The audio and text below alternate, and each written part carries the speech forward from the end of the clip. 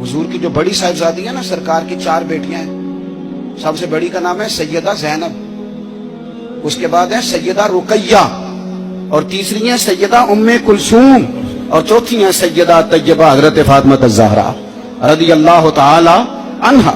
हजरत ज़ैनब आ रही थी मक्का मुकर्रमा से मदीना तैयबा, तो एक शख्स ने ना, काफिर ने उनको नेजा चिबोया घोड़े को, तो घोड़ा तेज भागा, सैयदा ज़ैनब गिर गई, पेट मुबारक में बच्चा था, वो बच्चा भी आपका इंतकाल कर गया। कुछ महीने आप बीमार रही और फिर आप विसाल कर गई।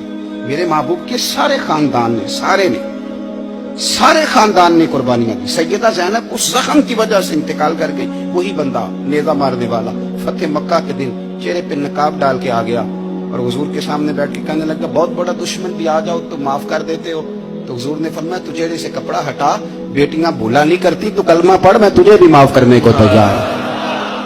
ये सारे रंग सहाबा ने देखे, सारे।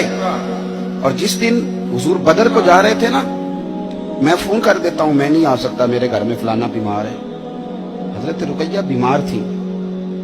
हुजूर बदर में जब जा रहे थे तो बेटी के सराहने खड़े थे, तो शहजादी तप रही थी, तो नबी पाक ने हजरत उस्मान को, दामाद को बुला के कहा, उस्मान 2 ही जा सकते हैं, ये मैं जा सकता हूँ, ये तू जा सकता है, मेरी बेटी, मेरी धी बीमार है। हजरत उस्मान ने कहा, नहीं जा सके।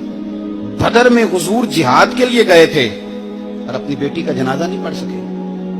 हजरत रुकैया को हजरत उस्मान कहते, मैं दफन करके आ रहा था जब नबी पाक सल्लल्लाहु अलैहि वसल्लम बदर से। ये सारे रंग सहाबा ने देखे, ये सारा अंदाज देखे।